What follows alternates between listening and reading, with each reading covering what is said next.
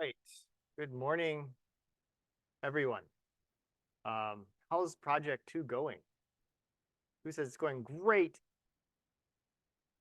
For the record, no. All right, one person raised their hand. So who says it's not so great? It's a tough project. I was just helping people in office hours this morning. It's tough. I hear office hours lines are long. Go to office hours. You can also talk to other people, not just the staff, but the students as well. You might be stuck on the same set of problems. I was going back to it myself, and I think we walk you through a setup for a simple model. Maybe think about kind of repeating that process as you build your more sophisticated model. Hopefully that'll provide some guidance. And then I think a theme that people often miss in this project: don't forget about the validation data. You have validation data, use it. You made your training data, you're going to fit to the training data, then you're going to go, submitted it. My test error is enormous. You shouldn't be surprised, because you checked on the validation data set and it was also enormous. So do check against the validation data set. That'll help you debug stuff as you go. All right. Today's lecture is parameter inference and the bootstrap. This is going to build on some of the stuff you're doing before, though we're going to transition back to more code in this lecture. So it's going to be a little bit less math heavy, actually a lot less math heavy, a lot less math. And we're going to review the bootstrap, and I'm actually just going to go ahead and re-explain the bootstrap, because who's familiar with the bootstrap? That's not bad. Who thinks they could implement the bootstrap right now? Yeah, not as many. It's worth revisiting. It's a really cool idea. It's kind of central this challenge of generalization from our sample to the population. It's a clever trick to do that. So I will spend some time on that today. That is the plan. Yes. All right, so first review. The last 2-3 lectures were pretty dense. We went from regularization into this random variables discussion, then into deriving bias and variance and this fundamental trade-off. It was pretty math heavy. The end result was we did some analysis of this thing here, right? So did some analysis of this thing right here. Nope, maybe not. Okay. Yeah, this guy right here. And we tried to make a statement about how that thing, where we don't know what's going to happen on our new test point, what we're going to see, and what we predict is a function of, it's a random variable, it's a function of our data, our training data. How are these related? And we did a lot of math and came to the following conclusion, where I had a typo previously. This was a plus. It's not a plus. It's a minus. I fixed it. I fixed it in the previous slides as well. That we said that this model risk, our goal, like how good is our prediction going to be, is equal to our variance of our model, the variability in our predictions, plus this bias, our ability of the model to fit the actual underlying process, plus some noise. It's just part of the process of measurement itself. This is pretty neat. It's a pretty fundamental result. We made very few assumptions about the population. We don't have access to many of these quantities, so we can't really compute each of these. But it gives us an idea of how error can be broken down into these essentially 2 major parts, and this third thing that we can't do much about. I went quickly, and I kind of want to gauge how comfortable people were with the material that we covered up to this point. So I thought I'd run this poll.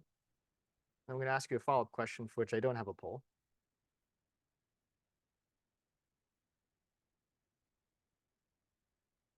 Yeah, kind of what I suspected. This is hard stuff. So it is okay to feel on the left side of this picture. When I first saw this, I was definitely on the left side of this picture. And then I started teaching it, and I moved up to the right. And now I teach like it's so beautiful. But it takes time. So you're going to have to go back over it. The nice thing is that if you go back through the proof, which we're not going to ask you to do this proof on an exam, partly because you've seen the proof, so you should probably do something different. And obviously, this is a little bit more of an advanced proof than what we'd see in an exam question. But the working with expectations and variance, it's a useful skills, and the proof demonstrates them. So maybe go through it, try to understand the steps, why they're correct. What properties do we use? My follow-on question to this is I can't tell if I'm going too fast or too slow for people. So I'm going to do a straw poll just in the audience here. Who felt like I was going a little too fast on this stuff. Would like me to go slower. Yeah, I also felt that way. So maybe I slow down. Does anyone think I was going too slowly? Speed up, Joey. It's okay. So some of this will be review. For some people, I'm going to go too slowly. I apologize. When I do go fast, you'll benefit, and when I don't, it'll be easier to learn the material for everyone else. All right, so I'm gonna do my best, but if you are confused, do raise your hand here. The live audience is my best signal for where I'm losing people. And then I guess on Slido, if there are lots of questions, I don't have my Slido staff member here. Okay, I will try to check Slido at some point to see how questions are going. Good, let's keep going. All right, so we're gonna transition to thinking about parameter inference. So, and this is an interesting point in the class where a lot of what we do and what you're doing in the project right now, and a lot of how people look at data science externally, that's about making predictions, predicting the price that a house should be assessed at, predicting if this email is spam, predicting if this customer will leave. And that is true. We do a lot of prediction, but sometimes I don't care about the predictions. I don't care as much about the predictions. I care about what the model says. So classically, there's sort of two different tasks. We call one prediction. Your goal is to predict some outcome. And then classically, we call this other task inference. So our goal is not to predict exactly where the moon will be next, so that would be nice to know, but what is the relationship between the moon and the Earth, or between the planets? What are the underlying properties of that system? And here we're going to make assumptions that the world follows some model G that we think is the true model. And then we want to know if G has some form, what is that form? And can we get that from our data? Now I say classically because there's a problem. The entire tech industry has rebranded inference. And I will confess, I was also involved in this process of rebranding inference to just mean all of this. This is all inference now. And I guess the meaning of inference itself is, inferring, taking what we know to reason about what we don't, is appropriately. Prediction is taking what I know and trying to reason about what, is that email spam? I don't know. I have some signal from before. I'm going to try to make a prediction or infer if it's spam or not. So today, everyone says this is inference. And this gets less attention, but this is also inference. So both these things are inference. And so you'll see on the billboards in the Bay Area that, the fastest inferencing engine in the world. And they're just saying, my software or hardware makes predictions really quickly. All right. So the kind of modern nomenclature is we're training our models on some data. Maybe classically we'd say fitting our models to the data, but now we say training them. And then when we're going to make predictions, we often call that inference on our test data or an unknown thing. But we will also again refer to this idea of inference, reasoning about the world, draw conclusions about the underlying relationships. I made a mess of this slide. I'm going to use this term here to try to make it a little bit clearer. Something about parameter inference. So I'm trying to, if you will, I'm trying to predict the parameters, but really I'm trying to infer something about the world. So parameter inference. Okay, what this means is I don't care about this anymore. I care about this. What's theta? I get theta hat. That's for my sample, but I want to know what the true theta is. What does it mean to be a true theta? Now we have a problem.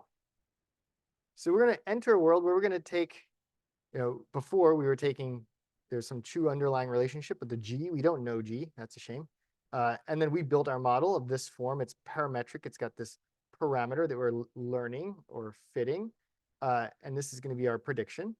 And now we're going to make a big step. And we're going to say, we're going to start to assume G is parametric. In fact, we're going to assume G is the same shape as the model we're working with right now. But it has parameters that we don't know. So we really want to know what is really theta. We just got theta hat from our data.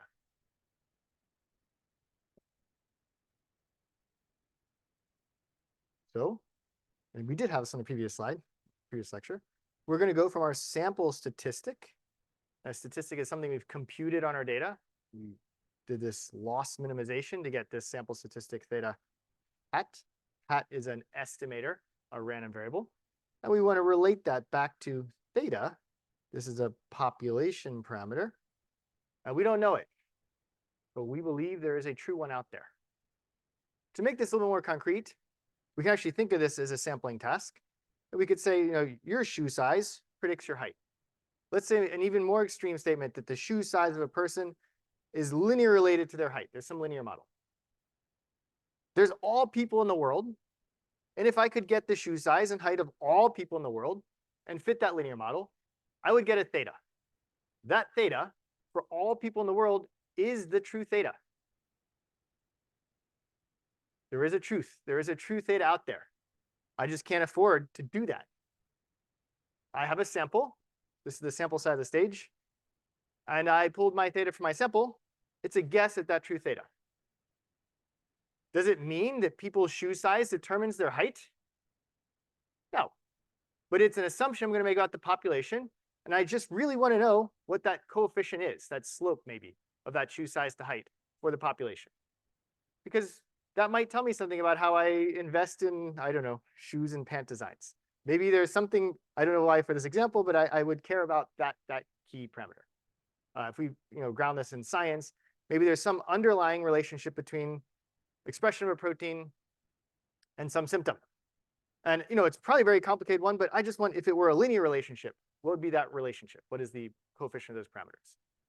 Or maybe it's some slightly more interesting parametric model. What are the parameters for that model?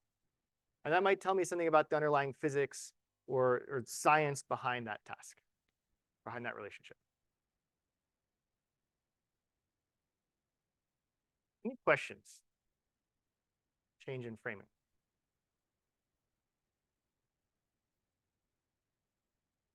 Keep going. We'll go a step further, and I started to allude to this already. For this class, and actually for a lot of modeling tasks in general, we're going to use linear models because, again, they're very expressive, and we can start to directly interpret these things as slopes or as offsets and slopes right here. So we're going to assume the world has some true theta for the best model we could fit of this form on all the population. We're only going to get a sample. So we get a sample. We use our scikit-learn fit package, linear model fit. We get these thetas. And we want to relate them back to the truth here.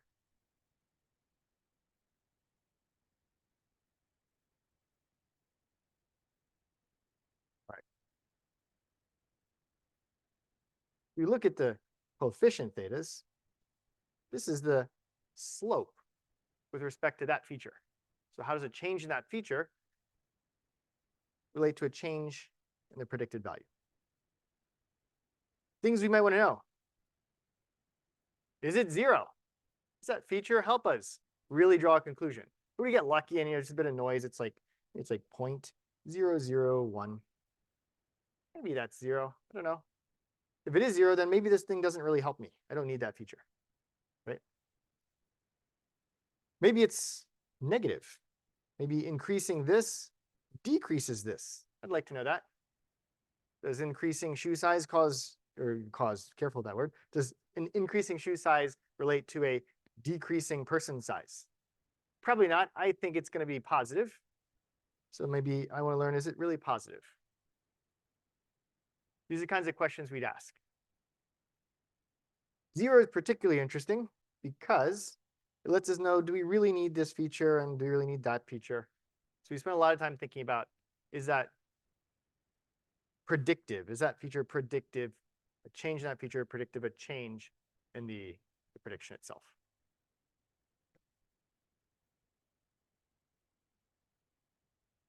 This will get more complicated as we start to encode interesting features, one-hot encodings, and dealing with collinearity, which we'll cover towards the end of lecture. But think of it right now is we're kind of interested, are these things 0 or not? And if they're not, which way? Are they positive? Are they negative? So on.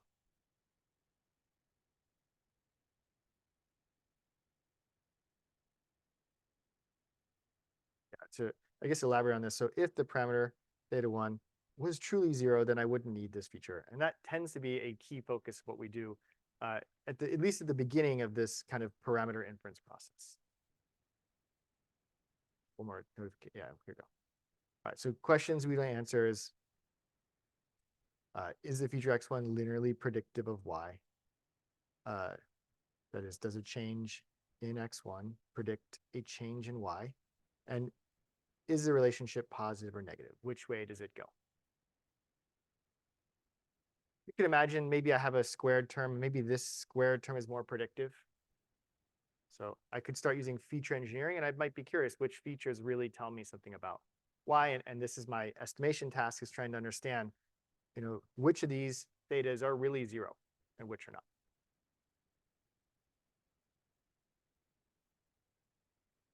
We have a problem. How do we test if it is 0? Because we only have a sample. So we got one estimate of theta 1. Sample size of n. Hopefully n is not too small. We could have gotten other random samples, and they might have turned out differently. Especially if, man, what if theta 1 is like negative 0.0031, something like that. That's really close to 0. Is it really 0? But maybe the values of that feature are really big. We just scale them. So one thing to consider when doing these kinds of analyses are these units.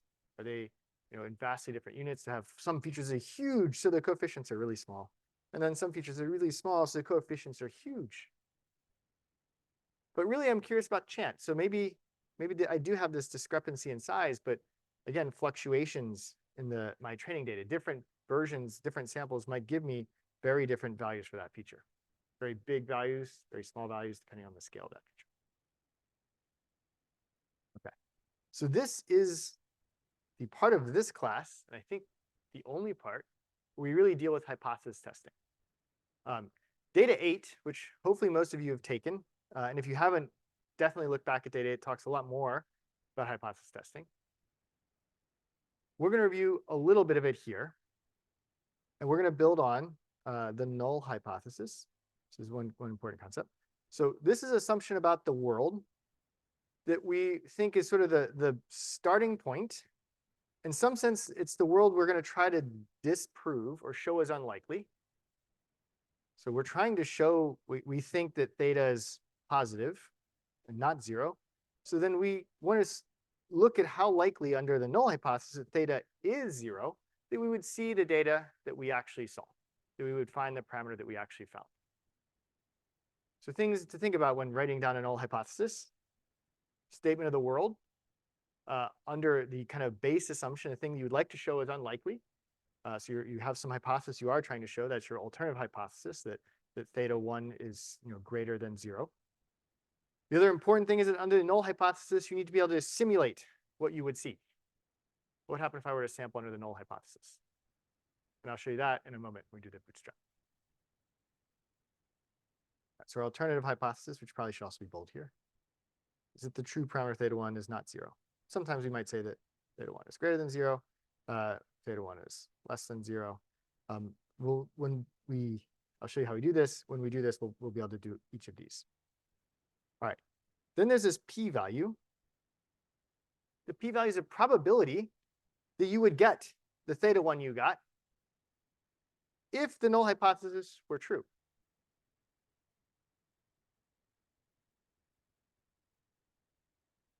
And you'd like to say, well, that's unlikely. Unlikely that I got, the p-value or the theta that I got under the null hypothesis being true. The true value is 0.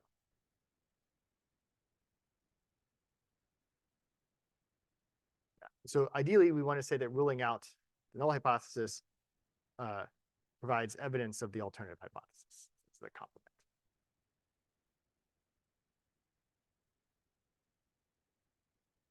In this class, we can do this analysis both ways, and I'll show you it both ways. We'll often use a confidence interval, which is sometimes easier to think about. So let's talk about the confidence interval framing of this problem. So I got a sample. I got a theta hat. If I got another sample, I get another theta hat. If I did this millions of times, I get many, many theta hats. And I could plot a distribution of those theta hats. And I could say, what's 95% of those theta hats, where do they live? Maybe I center distribution on the mean of the theta hat, and I say, if I cut the distribution and take the tails, I say, what's 95% of that? That's a confidence interval. So 95% of the samples I generated or 95% of the theta hats I generated lived inside of these two numbers, between these two numbers. It's an empirical confidence interval we can construct, and I'll show you how to do that in a moment. That says 95% of my samples would likely produce that, a value between that range. If that range doesn't contain 0, then it would be, the other 5% case would contain 0. Right? So this is if I don't contain 0 in my confidence intervals, then I'm probably not 0. And also I can see which side of 0 I'm on. Am I on this side of 0? Or am I on the other side of 0? My confidence interval.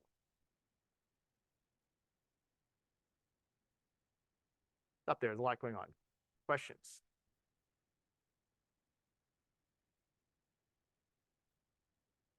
This is a little confusing. Good news, I have pictures. So I'm going to try to explain this in pictures in a moment. So let's do that. View of Bootstrap. Oh, okay. So this is good. So here's the problem. And Bootstrap is a crazy solution to an interesting problem. All right. The things I want to study about my theta hat, the things I want to make statements about the theta, depend on the population. So what's the distribution of theta hat? I only have one, but I want to know how spread out, how many different, what kinds of theta hats would I see if I resampled many times? But the only way to resample them many times is if you go back to the population and get some more data. I don't want to do that. It's expensive, right? So ideally, I would draw many samples from the population. By the way, if you can do that, you should do that. But in practice, that's often too expensive, too time consuming. You gotta go run more experiments, even if they're free, it takes time. Or you go out there and ask people questions, maybe pay people, collect more data. So getting the population, getting more samples is often hard. So we can't do that. We only have one random sample from the population. What do?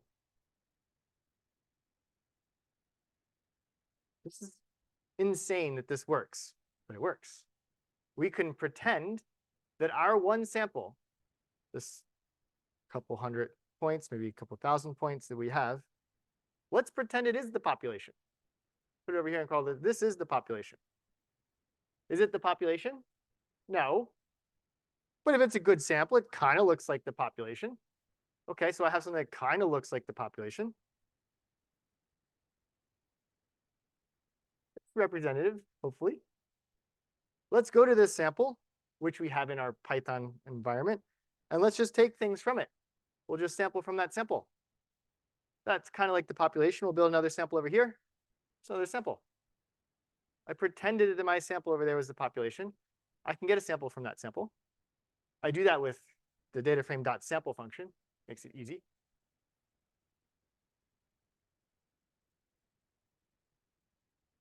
Problem, I need to sample in the same way I construct my original sample.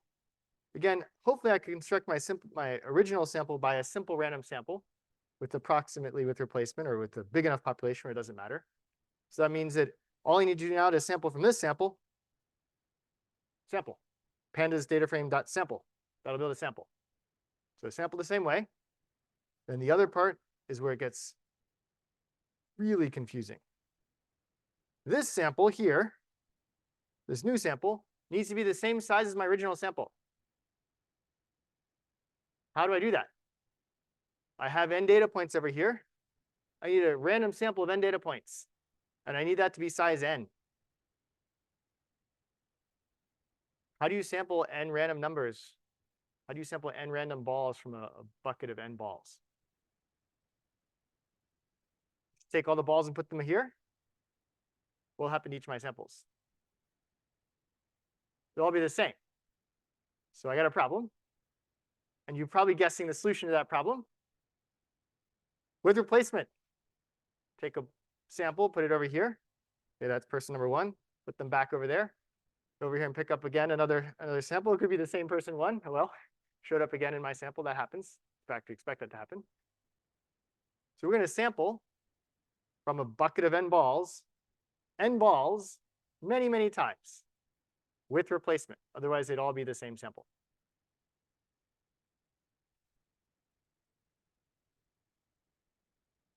We need this to accurately model the variability. So I could have said, well, I have n data points there. I'll just take 10. N is big. I just take 10. It'll be different each time. It's good. But I'll have greater variability in all my estimates because it's a tiny sample. I want to know what the variability of theta would be if I had a big sample, which I have over here. That's what I'm trying to reason about. All right. So this is the bootstrap.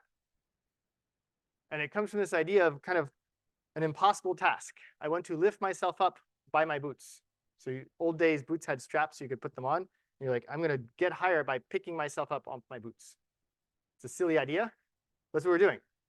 We don't have a sample. We're going to pretend we don't have the population. We're going to pretend our sample is the population and ask a question about the relationship between the sample and the population by only using the sample. Again, this should sound ridiculous. But maybe not, because our sample is supposed to be pretty big and maybe representative of the population. So sampling from it would see at least the variability you would get for different samples.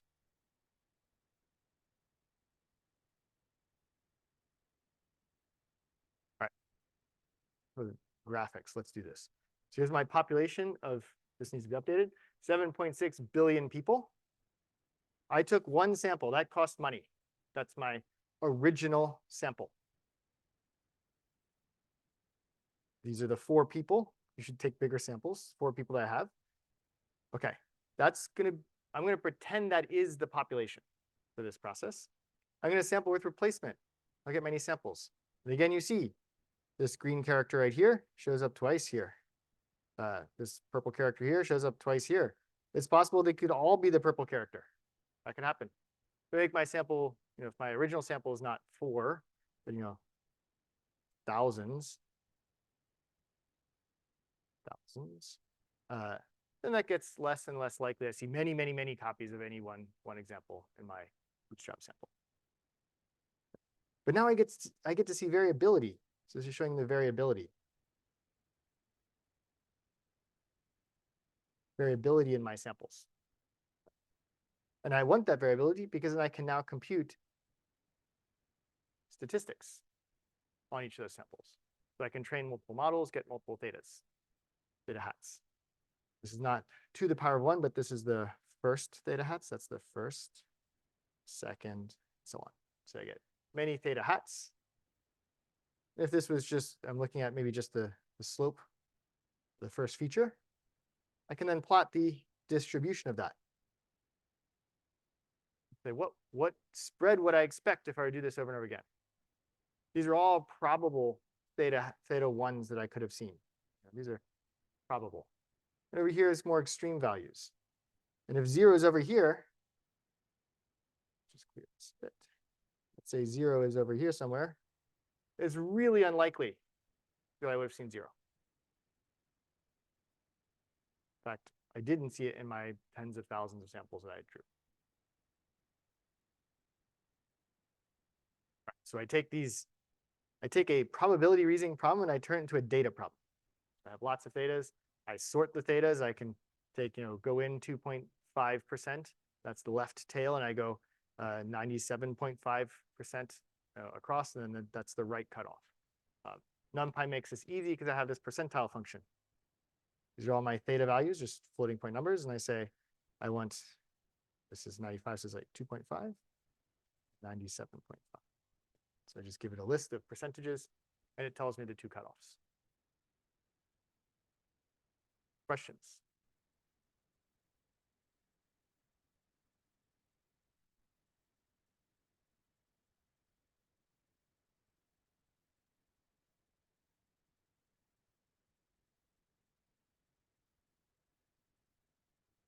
So I'm break your question into 2 questions. So first, what motivates it? Why the bootstrap? Why not get more data? You should, if you get more data, go get more data. But you got a problem now because you just got a bigger sample. And if I were you, I would go ahead and throw that data inside your big sample. Now you have a better estimator for theta, and now you have the same problem again. Right? So if you're going to go out and collect another sample, chances are you'd like to stick those 2 samples together and get a better theta. And now you just have a bigger version of the bootstrap problem again. But maybe there's a clever estimator I could use. And there are. But here's the crazy thing. Bootstrap, when my data is well behaved, we'll come back to conditions, is a non-parametric estimator. It's actually very good. Good enough that we use it in research. I don't use the fancy math stuff because this is better than that. It's harder to use. You have to run all the simulation stuff. But for me, it's easier. So I like it, and it's better. All right. Technically, this here, there's a better way to construct this confidence interval, which we won't cover in this class. You can read it in literature how to do it. In my research, I just use this method because it's good enough for me.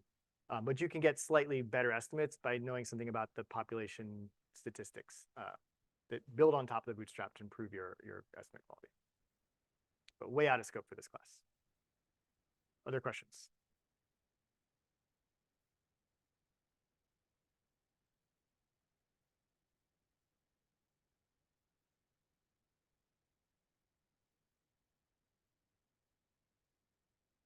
Great question. Is the bootstrap sort of reweighting the data and looking at different reweightings of data? It is.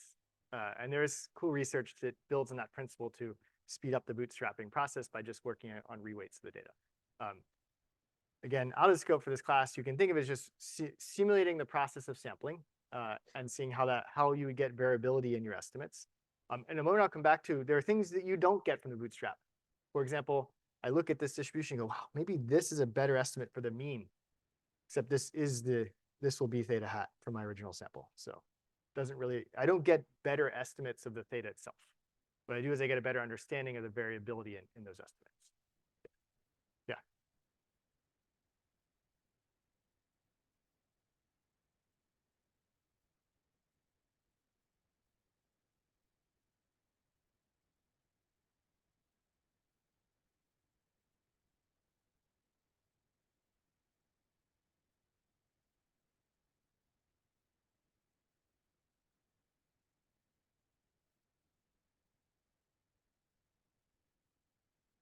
All right. So it's a good question. I'll do a demo in a second to try to illustrate this, but broadly speaking, there are some concerns about the extremes. If there's extreme characters in my population, and I build this sample, it isn't representative of the extremes. It's representative, my original sample, hopefully, of kind of the center, the bulk of that population.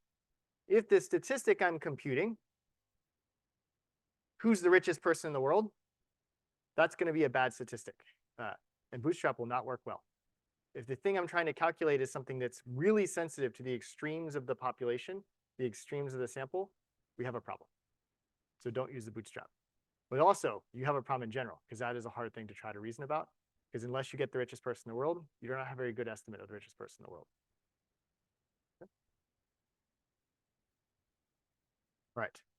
So it doesn't improve your estimate. So I just did that a moment ago.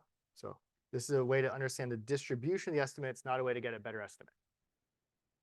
And it tells me about the center and spread. I think it'd be better just to do a demo. Oh, no, I gave you the answer to this. That's a bummer. Well, come with some other answers. Why else might Bootstrap fail? And I really should do a demo. Yes, good. Extreme, small samples. You're actually getting all of them. Selection bias. Yeah, if you have a bias in your initial sample, Bootstrap's not going to help you. It's not going to get rid of it. Small sample is a big problem. Bad statistics, very sensitive statistics.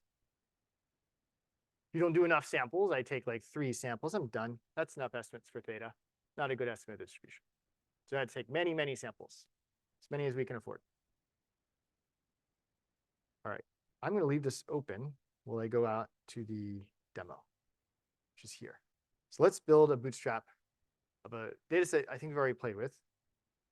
So I'm going to load a sample of this miles per gallon data set. So I'm going to pretend the data set is the population, but I'm not going to look at it. I can only afford to look at 20 data points. You'll notice that I'm seeding these experiments so that everything goes the same for each lecture. This is just saying that all random numbers will be the same for the rest of this notebook if I do everything in the same order. So I just picked my favorite number here. Okay, so I took 20 data points from my sample, and I want to understand about the relationship between the weight of a vehicle and its fuel efficiency. So I think heavy vehicles should have lower fuel efficiency. I drive an electric car, which is very heavy. It's very good fuel efficiency. But anyways, we're focusing on gas cars for a moment. And so the weight, we believe, probably has a negative slope, negative coefficient, right? And is it really negative, and is it really, is it really not zero? So it's truly a negative number. That's my task. I fit a linear model predicting the miles per gallon given the weight, and I get a slope of negative 0.00692182. That's pretty close to zero. Perhaps weight doesn't really predict the fuel efficiency of a car. It's not a good and informative feature. Let's find out. So to do this, I'm going to build a function. I'm going to call this my estimator using terminology from our lectures that takes a sample and returns a number or collection of numbers. In this case, it's going to take a sample of data and return the coefficient of the slope, the first coefficient. Okay. Now I've written this tiny bit of code, the Bootstrap. So let's walk through it. It's going to take a sample. That's my original sample. It's going to take a statistic. I should call it an estimator. This is my function here. It's going to take my estimator, rename this, and I want to run it number of repetitions times. Typically a good number is, thousands, tens of thousands, depending how much time you've got. As many as you can afford. The more you do this, the better you'll get. And here's how it works. I start out with no statistics, number of repetition times. I'm going to take my sample dot sample, fraction 1, that means sample everything, sample the same size, and with replacement. That's my Bootstrap sample. Sample dot sample. Now I have a sample. I ask my statistic or my estimator, I really should rename this, take that sample and give me your number. That's a number. That's one theta hat. Okay? But I'm going to add that, append it to my list of theta hats that I'm keeping a running total of. So all my theta hats. Bootstrap. So 10,000 times, I'm going to call this miles per gallon sample. I'm going to call my estimator. I should have given this a better name. Here's my estimator. So I'm going to call this function on samples from this sample. I'm going to get a bunch of thetas. It'll be a long list of thetas. So see it. Done. Now I can build a histogram. This is a distribution of thetas. Distribution of the slopes. Where's 0? Not even in here, right? So I did see variability. Different samples of size 20 from my sample of size 20 give me very different thetas. So there is variability, quite a bit of variability, but doesn't include 0. Say again? Well, so in this case, I'm asking the question, is there a chance that I just got lucky and I got a non-zero theta? And if I, run a bunch of other samples, a couple times I maybe get a positive theta. Maybe heavier cars are more fuel efficient, right? I'm worried about that because I really would like to make the claim that no, not true. Heavier cars are less fuel efficient, right? So I'd like to make the claim that theta, that slope, is negative, not 0, not positive. And so what I see here is that distribution, and all my samples, I never saw something greater than 0. Seems pretty unlikely that sampling alone was the cause of my fortune of seeing a negative, what did I see before? Negative 0.6921. I could ask, using just this data, what fraction of the time did I see a sample greater than 0? And it could have been that 0 is right here. It's still unlikely. I didn't see many things greater than 0. So it's still a tiny fraction of time, and I might still, even though I saw a few samples that were greater than 0, a few times I just sampled my data in such a way that heavier cars were more fuel efficient. A few times it happened, but it's so rare that I'm willing to conclude that it's unlikely with a p-value of, let's say, 0.05. So if less than 0.05 of my data is on the right side of that 0, then it's really unlikely with that p-value that I would have seen the data I got under the assumption that it's in fact greater than 0, 0 or greater. Yeah. Question?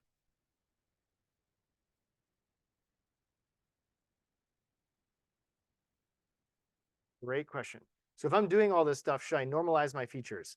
When I'm dealing with just one slope, it's not as critical, but if I'm starting to look at lots of slopes, it's easier for me to reason about when my data has been normalized, which is to say, I've tried to set the features to be zero mean and unit variance.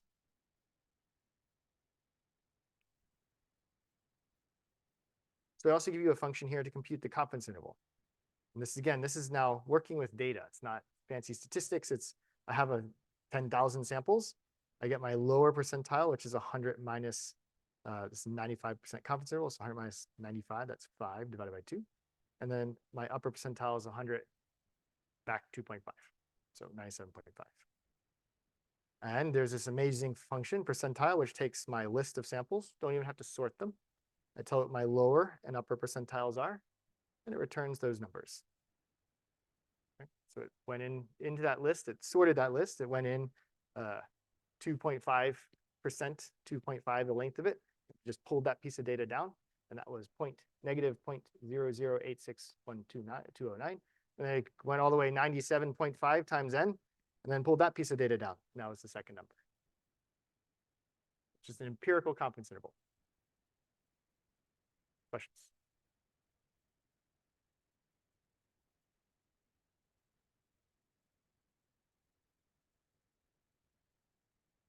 Yes. The sample distribution should have the mean of the original value. My bootstrap estimator's expectation should match. It could be skewed.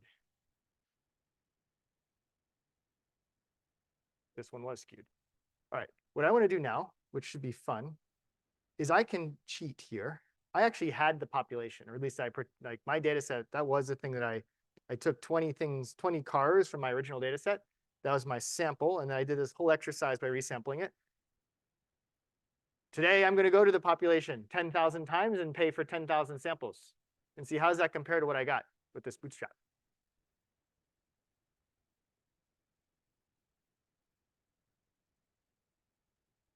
This again. Okay, here we go. So I went to my population, and I'm going to take my estimator. I'm going to sample 20 things. I didn't do with replacement here. We can try it with replacement. And I'm going to do this 10,000 times. I'm going to sample 20 true samples from my true population. Sorry, I'm going to sample a sample size of 20, 10,000 times from the true population. That's what I was trying to approximate the bootstrap. Compute the CI, the confidence interval. Similar, not the same. I think it's maybe more instructive to look at the histograms. Can't quite read the sides here. So does anyone want to guess which one is the population? Which one is the bootstrapped estimate? So one of these is really the sampling distribution of that theta, because I cheated. And one of these is the bootstrap.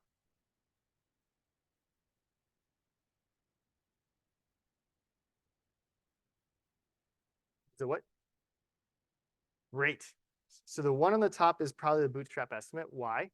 Because it has a little bit less variability. Because remember, I took the sample and, maybe those extreme cars, there are some extreme cars in that list, they're just way gas guzzlers. They weren't in that sample, my original sample of 20. And so when I went and computed these statistics, I just wasn't as sensitive to those weirder extreme points. But when I did resample many times, I got to see a little bit more spread. So some of the more extreme points showed up. So I get a little bit more spread. So the bootstrap might slightly underestimate that variability in my estimator from the true population variability. But it's not far off. This picture would look much better if I didn't choose a sample size of 20. Don't do bootstrap on sample size of 20. You need more data. But I chose this to get more clarity on that variability. Also, my population is only 400, so keep it small. All right. I think that is the end of the bootstrap. Is this not rendering? Any questions? We're going to start using this to solve a few more inferential questions.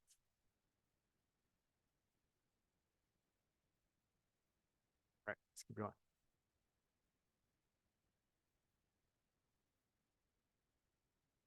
All right, so again, it approximates the center and spread. It's worth noting. It's not a guarantee. In the asymptotic limit, it will converge on that under some important assumptions, but they're out of scope for this class. So it approximates the center and spread of the approximations. Or sorry, center and spread are approximations. It doesn't improve your estimate. I said this earlier. So it's not going to give you a better theta hat. It just tells you about the spread of that theta hat. So it works best when I have large samples. Works best when my population distribution isn't really skewed. I don't want these, trillionaire people in my population because then I don't sample them. If my statistic is sensitive to those, my sample is not representative, and therefore the bootstrap is not going to work that well. And it works best when my estimator is low variance. We're saying that's insensitive to the extremes. So again, min, max, not so good. Median, mean, things that work on the center of my data, those don't change as much.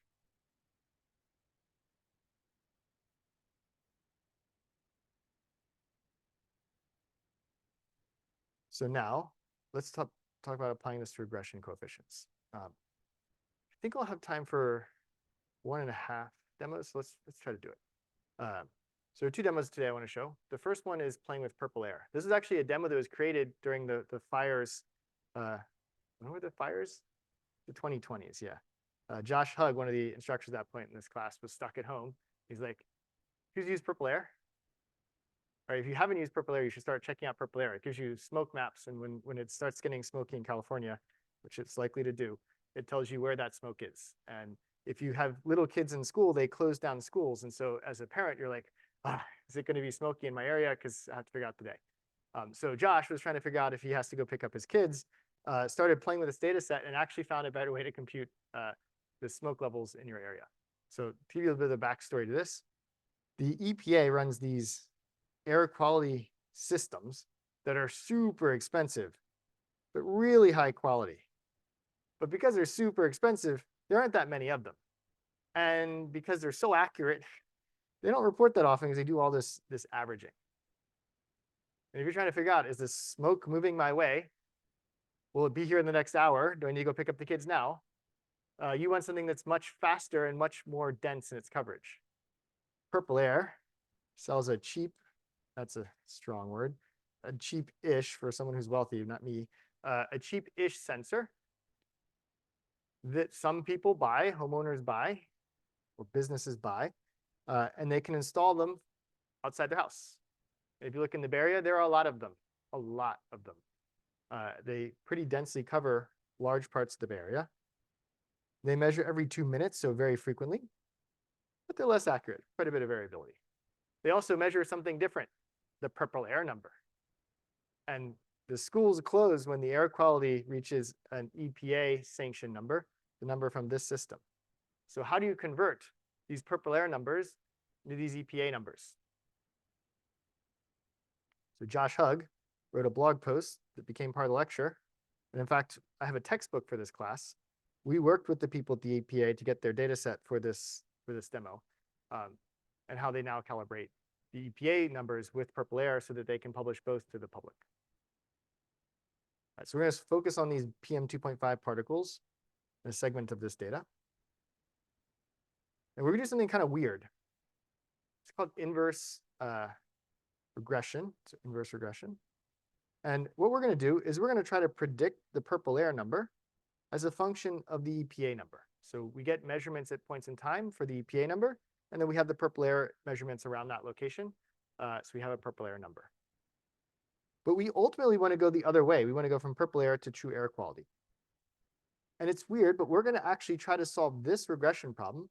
We don't care about this model other than these parameters, which we're going to then plug into this other equation to get our predictions. So we're doing it sort of backwards. We're going to say, let's predict x as a function of y, and then go back and flip the model and then say, now I can predict y as a function of x. But we're going to do that for a kind of interesting statistical reason. This is very noisy. Remember that sigma? I want to put this on the left side. I want to try to predict this. I want to build a robust estimator of that. So I'm going to do regression against that. And then this thing is the truth. It's like an accurate measurement of the air quality. And so I want this to be my x value. So I don't want to deal with variability or uncertainty in my x. So this is more accurate. In these situations, we have a really noisy thing that you're trying to use to predict something that's pretty robust. You often flip the problem around and say, all right, I'm going to use the robust thing to predict the noisy thing, use regression techniques, and then invert that equation. This is inverse regression. So let's do that. We'll do this second. I think we have time. This is the purple air. I'm going to skip the data cleaning. There's some fun data cleaning. We're going to break this into our X and our Y, our initial X and Y. We're going to invert that and get some models. So I get my theta 0, theta 1. We plot this. All right, so this is the data. I'm fitting this way right now. I'm going to say, what does AQS tell me about the purple air number? So EPA says for purple air, it's my prediction line. It's a good fit, right? We can probably get a pretty good estimate of the purple air number from the EPA's number. We take the inverted equation. And this tells us that the air quality is 1.6 times 0.46 times the purple air, 1.6 plus 0.46 times the purple air measurement. All right, so this is just regression. We used scikit-learn to fit theta 0 and theta 1 for this line. And then we use just basic algebra to rearrange the equation. So here's our y, and here's our original x. True air quality, EQ. Okay. I want to just show if I had solved the direct problem, I would have gotten a lower loss, but I get a more robust estimator. It will generalize better when I do this inverse problem. I don't have the full analysis of this, but just this is a standard technique when you have this high variability in the x that you're trying to model.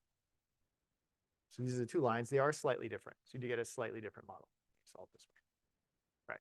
So why did I do this? Because here I didn't care about the original model's predictions at all. I cared about the parameters. And in a moment, I'm going to show you now, I want to reason about adding new parameters and whether or not they are really helpful in making conclusions about air quality.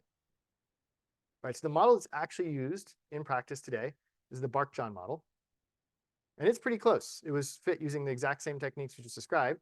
They just added a second feature, the relative humidity, which I think we talked about here. Right, so we're going to add an extra feature to our model, which is relative humidity. And this is what is used in practice today. So I want to now understand, is this actually helpful? So we're going to apply the same analysis before to this task. Yep.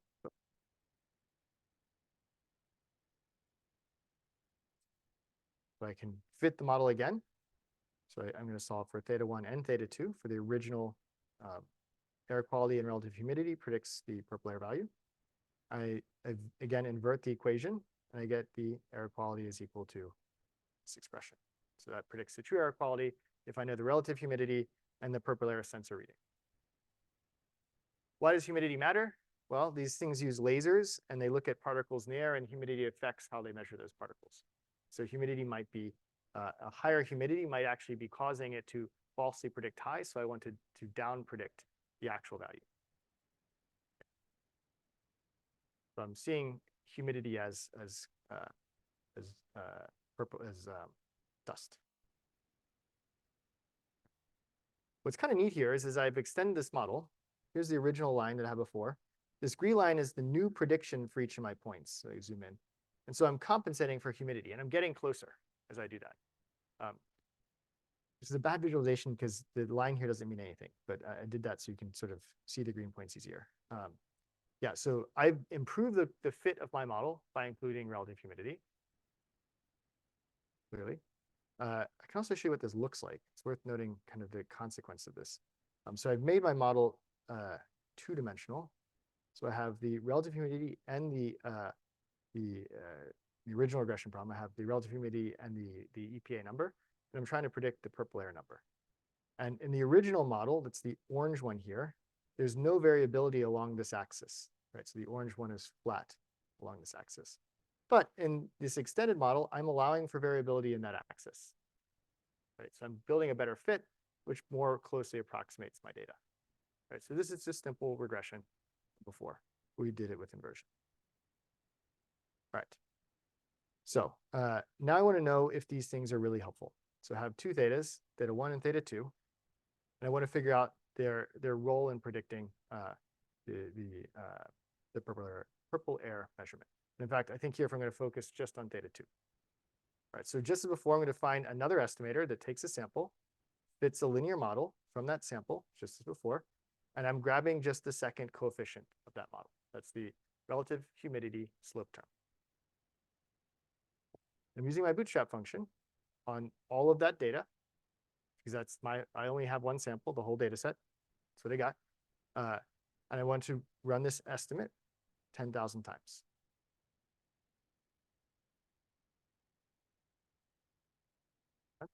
Questions while this is running?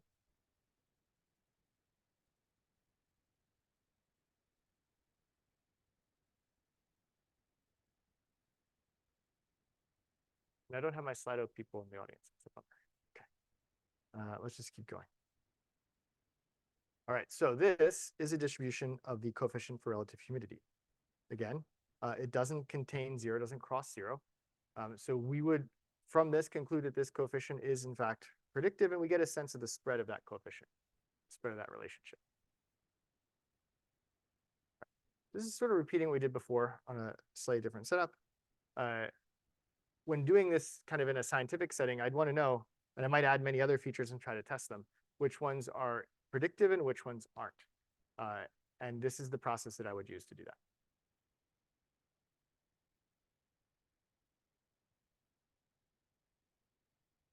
And we can calculate if you want to do the proper probability. So what's the probability of seeing something less than zero for that coefficient? I would calculate what fraction of my samples are less than zero. And so under my simulation, there's zero chance that I would see that. It's very unlikely.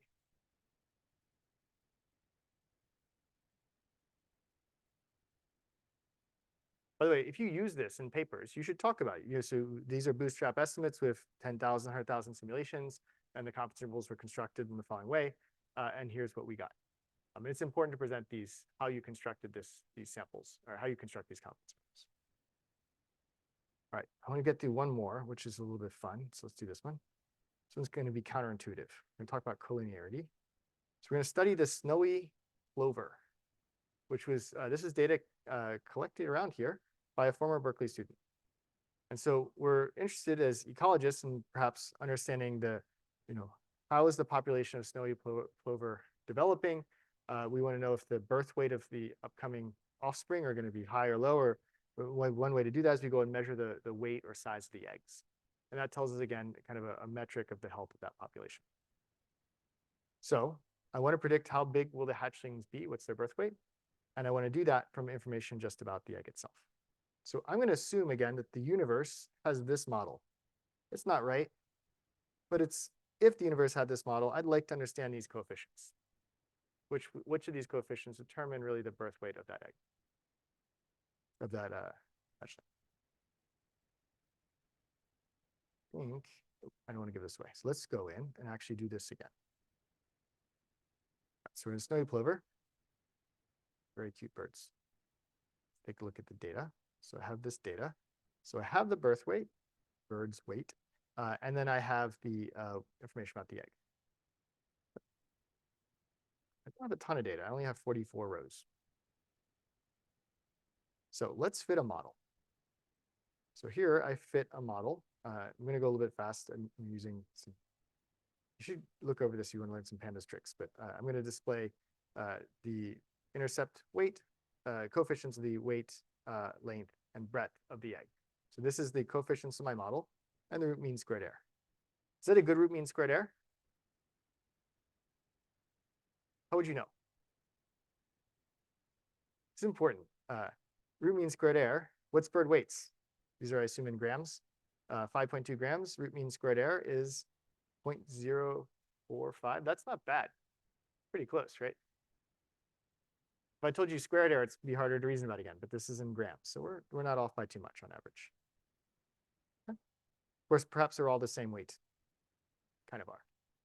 So the base variability of that thing is not, maybe just predicting the average weight's not too far off either. Okay, so I'm now going to build an estimator that returns all the thetas. So I'm going to make a list which includes the intercept and all the coefficients.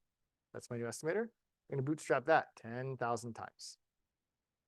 I'm going to get a list of 4 numbers times 10,000. So 10,000 rows, 4 numbers across. I put this in a data frame, and so I get intercept, egg weight, egg length, egg breadth. Starting to see something going on here? Signs are flipping. Okay. So I ran this many times with many different samples. construct the confidence intervals. Here's my confidence intervals. What is going on here? The intercept, probably something between -15 and 5. The egg weight, between -0.2 and 1. Egg length, somewhere between -0.97 and 2. Egg breadth, somewhere between -0.25 and 7.6. So what can we conclude? Nothing is predictive. None of our coefficients, they could all be 0. Is that true? Something went wrong. What wrong? What went wrong?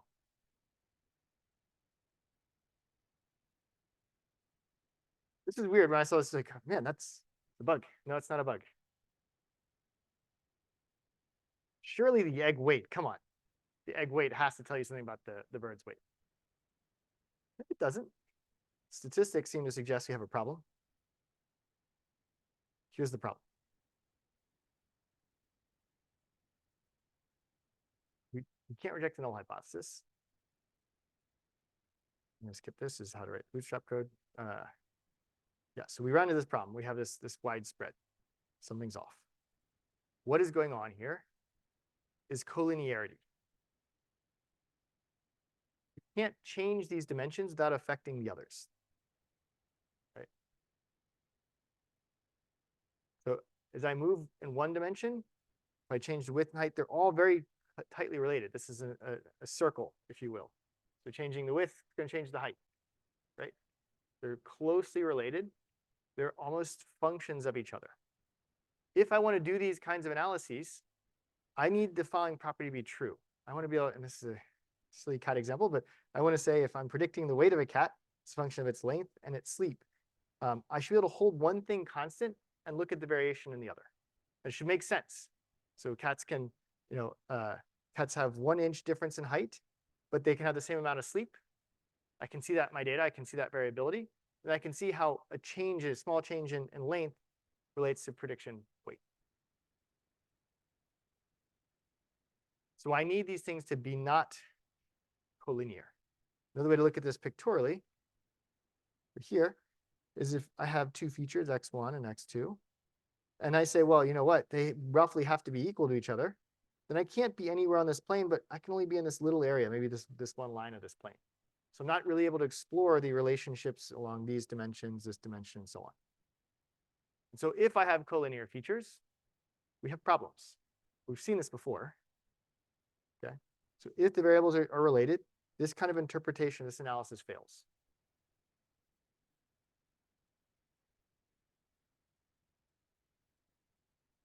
So this shows up in things like one-hot encoding. It makes these slopes more difficult to interpret, quite a bit more difficult. We saw this earlier, collinearity. We saw the concern about invertibility. This was marginally or mostly addressed by changing our regularization. But it doesn't affect, adding regularization doesn't allow us to solve this problem. So if I have collinear things, it's hard to reason about the coefficients because they're coupled. When I do this with multiple comps, it's called multicollinearity. And it's a real concern, and it's addressed by understanding what's going on and choosing your models carefully, maybe looking at one feature at a time, doing this analysis. Give you kind of a simple example. If I say x1 equals x2 and x3, then I can have really big changes in those features, but no change in the prediction. Like one goes up, the other goes down. They cancel each other out. So it's hard, again, to reason about that relationship between the slope and the actual value. So let's go back and look at our data again for our birds. Back to that moment. Expect these relationships. Right, so this is plotting egg weight against, let's say that's down here, egg length. You're all very closely related. Each sort of predicts the other.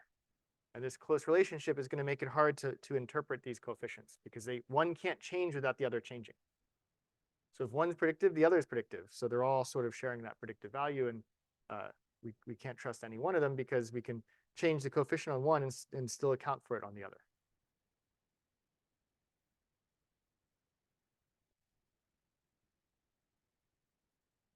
So the way to visualize this, we just look at the correlation. each of these features is very correlated. So when you're in this situation, you can't just blindly apply this analysis. You need to think about collinearity and look for sets of features that are not collinear when you jointly try to model that confidence interval. So how do we fix this? We could look at one dimension at a time, one place to start. Here we'll look at weight and egg weight versus bird weight. They should be predictive. That line looks very predictive. There's got to be a relationship here. Let's do the same analysis again. So I fit my model, just as before. I'm going to build my estimator here, which takes a sample. And it's going to return just the coefficient and the intercept. So just these two terms, the two statistics. Run the bootstrap.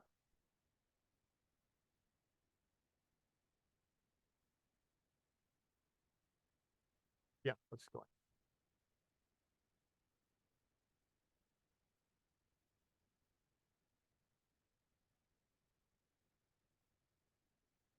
Yes. Does collinearity apply to your current project? Yes, it does.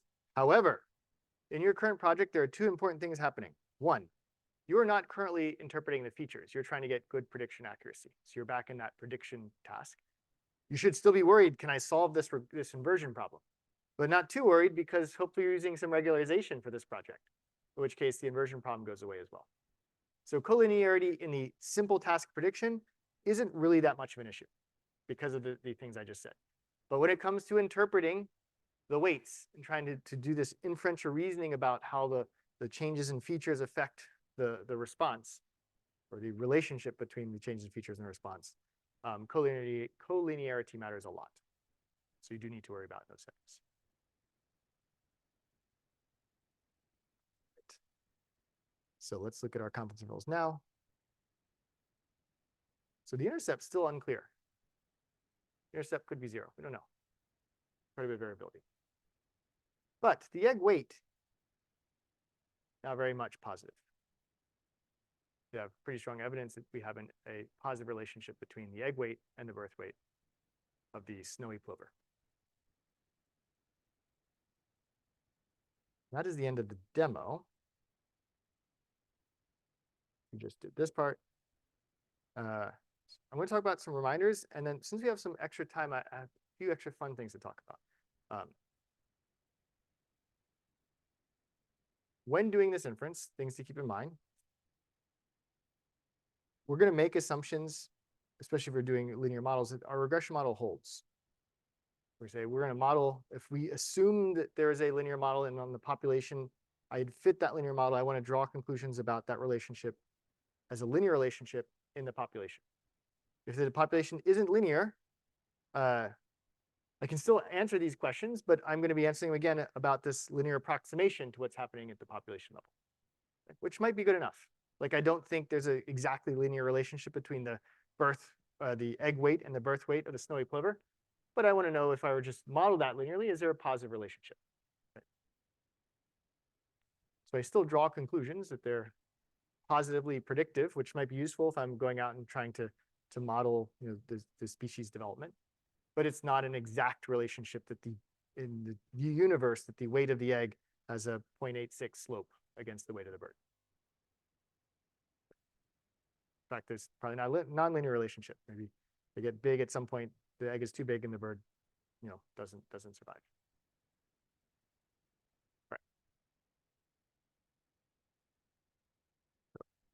It may not be valid if this relationship doesn't hold, but we'd have to say, under the assumption that we have a linear model, what conclusions we can draw will hold under that assumption. We talked already about some of the issues of Bootstrap. In general, I use Bootstrap, and that's what I'll show you next, a lot in research, and most people will when trying to do complex modeling tasks, because it's a very general technique.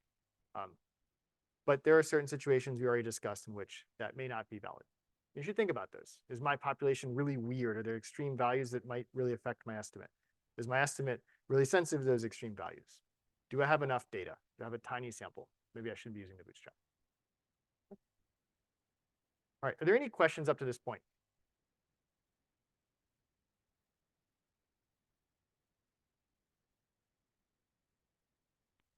I'm going to quickly check Slido, fortunately. so I can't. I'll have to respond to slider questions about it. All right, so we have some bonus material. I thought one thing I would show you is how I'm using the Bootstrap today, like literally today, to change how people do large language models. So this should be fun. We at Berkeley run something called the LMSys chatbot arena, which I think I had opened over here. This is a place where anyone can go and talk with advanced AI. And by advanced AI, I mean, see which models we have. You can choose from Claude, Mistral, OpenAI's, ChatGPT, everything. They're all here. Also, all the open source ones are being developed by the research community. And you can ask a pair of random models, why is UC Berkeley the best place to study data science? Oh no. Oh no. No problem. Refresh. Oh. Or dead. It's dead. Come back. All right. I'm actually going to debug this because I'm offended by my system. I think it's a cookie issue. By the way, we need web devs. Anyone know how to make user interfaces work and websites don't look ugly? Great. So why is UC Berkeley the best place to study data science? Go. So two AIs are randomly paired in a battle. I like these answers. There's no like, oh, it could be the best place.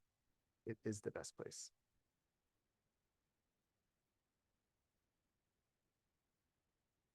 Go, go, go. So here's the game. Both, wow, this one's got a lot to say. Good for you. Great. So I have two AIs give me answer to my interesting question. I think, unfortunately, which one's better? This is important because what I'm about to click will change the world. A little bit, very, very little bit. We'll show you the Bootstrap. I like the bolds and stuff, pioneering curriculum. Renowned faculty, I'm going with this one. B is better. Okay, that was GPT-4. Left one was Claude, two big commercial models. Go GPT-4. Go UC Berkeley. All right, why did I do that? I don't know, because it's fun, because I can talk to free models and because I can make a difference. Well, a lot of people do that. And we take all that data and run a leaderboard, which ranks all the major models in the world today. And all the major model makers come to us all the time, like, hey, how are we doing? Why are we going down? Why are we not going up? So they care a lot about these rankings. How do we get these rankings? I just took two A and a B and I compared them. And I said, which one do you like better? I said, I like A, I like B. We have to turn these into numbers. How do we get these numbers? Well, we've been using regression. So we compute these numbers here. Let me do it on this. We compute these numbers here by fitting a linear model where the features, and this is weird, for each game, there's a game, Anthropic plays OpenAI. Anthropic gets a +1 for its feature. OpenAI gets a -1 for its features. All the other models didn't play, so their features are 0. And then we say the Y is player A wins, it's a 1. Player A loses, it's a 0. It's a regression problem. It's actually a logistic regression problem, which we'll cover the week after spring break. We solve it using the exact same techniques, which we'll cover at that point in time. The rankings are the coefficients. So the weights, the theta1, the theta attached to OpenAI whenever it plays a game, and the theta attached to Anthropic whenever it plays a game. Those coefficients, we sort them. And that is how we compute the leaders. So we fit a linear model, logistic regression model, to all of these games. We have millions of games. And we use that to calculate the ordering. This is called the Bradley-Terry model, which, again, you do not need to know. This is a bonus. It's like variations of this are used in Xbox and all these gaming systems to figure out the ordering of players, the ordering of teams, and so on. It's also something called the ELO rating system used in chess, but a better version of that. That's what we're doing. But we don't just give you the numbers, we give you the confidence intervals. And why does that matter? Because it turns out all of these are probably about the same. We don't know who's first. So while OpenAI is very proud to be one of the best out there, not far behind here is Anthropic, another competitor, another company. And so these people are all competing, their businesses are competing to be at the top of this leaderboard. And we're building confidence intervals using the Bootstrap, same code. In fact, I copied the code from lecture to make the implementation of this. The same code is being used to calculate these rankings. Know who is really the best and who's not. Are these opponents? Is this one really worse than this one? Probably not. Their confidence intervals overlap. It could have been the other way. Could have sorted differently. So yeah, we use this stuff all the time. We use inference on parameters. Again, I don't care to predict sometimes I want to know which one will win, but I really just care about these coefficients because they are these ELO scores here. We compute them using this model. And once we've taught you logistic regression, you too could do this using scikit-learn. And we've actually published all the data here, so you can actually go and compute the scores yourselves and adjust them. And this whole process is actually remarkably robust, so we can drop models from the system, add new competitors, changes over time. It's a pretty neat way to use this stuff. All right. I think we'll skip the correlation and causation are different. You've heard that probably enough from data 8. Let me stop here, or a minute or two early. Are there any questions up to this point?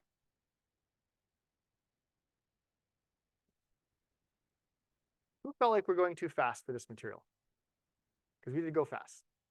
I would be rational to say too fast. Anyone felt like we're going too slow for this material? Good, because we're definitely not going too slow. All right. This stuff is hard. This class is historically right around the kind of the linear algebra parts of regression, and then through regularization and through this part tend to be the more mathematically challenging concepts in the class. And then we'll switch over to some more modeling stuff, which has some math, but the math starts to get a little simpler. And so hopefully you'll pick up the pace. You're also in the middle of probably the hardest project in the class. So project 2, the second part, is quite challenging. So do work at it. Post on office hours, check ed if you're feeling behind. All right, so we have spring break next week, so everyone gets a break, including me. After spring break, we'll have, I think we switch back into some more of the modeling stuff. You'll also get, actually, after spring break, we're doing SQL, which is quite a lot of fun. So we're going to do mostly code. We're going to get away from math for a little bit. And then after that, we'll back into some more modeling.